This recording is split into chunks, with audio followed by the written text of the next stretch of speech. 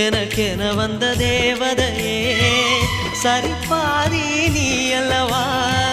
நடக்கையில் உந்தன் கூட வரும் நிழல் போலே நான் அல்லவா கண்ணன் கொண்ட ராதையர ராமன் கொண்ட சீதையர மடி சேர்ந்த பூரதமே மனதில் வீசும் மாருதமே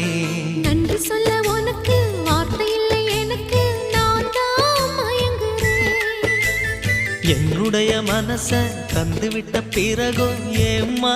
கலங்குற